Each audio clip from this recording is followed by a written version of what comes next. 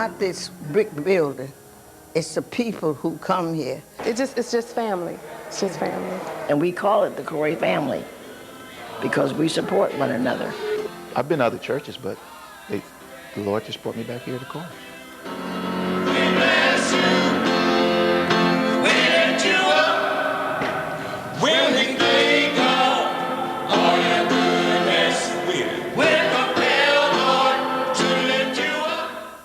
I think that we care about people, and there's so many different ministries here that do reach out to other people who kind of look from afar, but they know that when they really need some money, or when they really need some food, or when they really need somebody to talk to, that they can come up to Corey and those needs are met.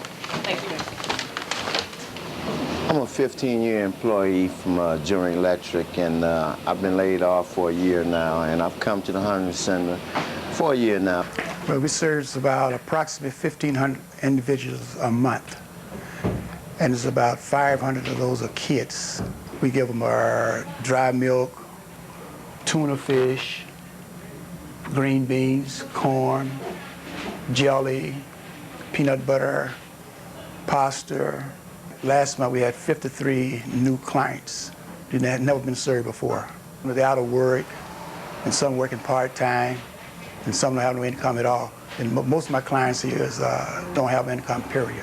I have 5 kids, and it's kind of rough. I'm a single parent, and I appreciate the Hunger Center because without this, I wouldn't know what to do. I come here every day, and I'm up here days I'm not supposed to be here, see? But I just like this, and I like doing this here, see, helping out somebody else. I think, you know, Martin Luther King Jr., who came here and spoke. This is one of the last places he spoke when he was before his assassination, about a month or so. You know, his preaching, he emphasized a lot more about the social aspects of religion. You know, education, you know, integration, equality, you know, feeding people's stomachs as well as their souls. And I think that had a profound effect on the church, in particular the black church.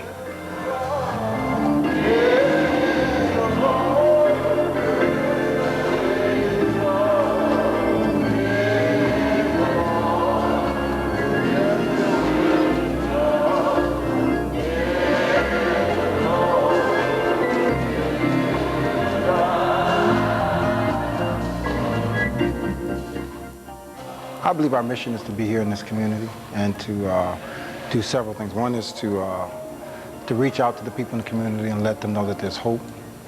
2, to provide some basic services or opportunities or avenues where they can, you know, elevate and do things for themselves. And of course, we're a church, so that's to spread the good news of the gospel of Jesus Christ. Corey Church began spreading the good news in 1875, making it one of the oldest black churches in Cleveland. Actually, it started like as a mission. There was a missionary by the name of John Bruce Corey, and he was sent to this area to just start churches. And it actually started, I believe, in a living room of someone's home down around 30th and Central Avenue. In March of 1947, the congregation moved into its current home, the former Cleveland Jewish Center on East 105th in the heart of Glenville. The old Cleveland Press called the purchase one of the biggest Negro religious activities in the United States. The turbulent 60s found Corey on the front line in the battle for racial equality. Malcolm X gave his famous speech, "The Ballot or the Bullet," from the Corey pulpit. And on May 14, 1963, the church opened its doors to Dr. Martin Luther King Jr. 105th Street was blocked. I can remember walking from my home down here to the church, and it was just so crowded we couldn't even get in the church. People were all out on the sidewalks, and they had the windows all open, and they put loudspeakers out so that you could hear him. We couldn't even get in the church. We had ushers that were standing in the aisle to keep people from coming up the steps from the recreation center. It was so crowded, people brought their own chairs and put them in the aisle. And Martin got up and told him he would not address them until they took those chairs out of the aisle, because that was a fire hazard.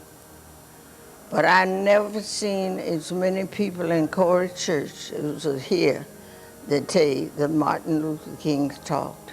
When anyone of importance came into Cleveland, they always sought to speak at Corey. This was a fairly well probably established church with members who had doctors, lawyers, fairly significant people.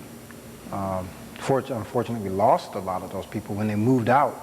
A lot of the people who moved here in the 40s, where it was called the Gold Coast, when they got an opportunity, to do better, they moved to the suburbs. They moved to the Mount Pleasant area. They moved to Warrensville Heights and Bedford Heights, Maple Heights. Church attendance declined, but the needs of the surrounding community seemed greater than ever before.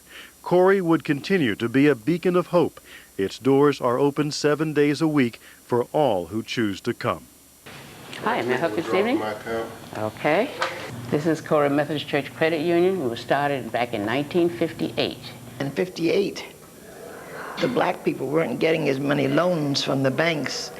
So my husband was a solicitor at Republic Steel, and he talked to one of the men at Republic Steel, Mr. Falloon, and asked him how could he form a credit union at his church. Personally, I always think people ought to have something that belongs to them. And this credit union belonged to us, the members. That's why I feel so close about it. And I guess that's why I come every day. Check's going to be paid to you, is that it? Yes. Thank you. We do some of the same thing a bank will do for you.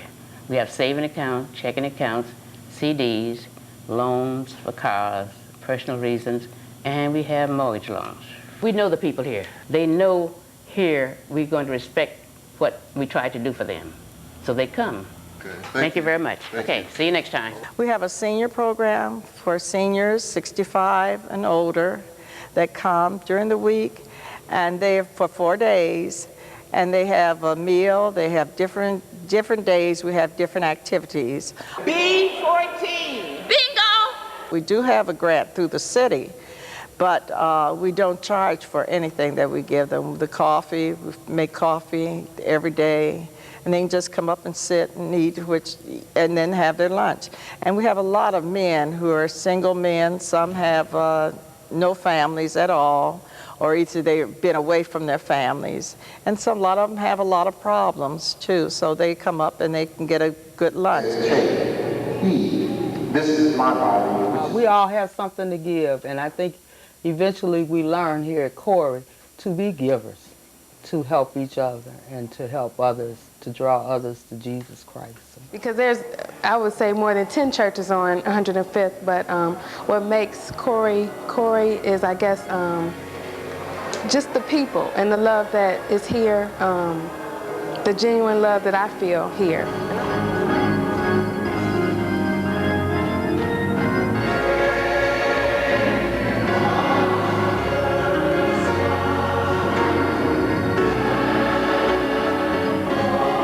I feel that I'm doing something important in a church that's growing. It's been a cornerstone of this community for so many years, and I think that that's good. That the presence of Corey and the good things that they do is really what it's all about. We really are people who are open, loving, and we want to see all God's children, enjoy life and what God has in store for us.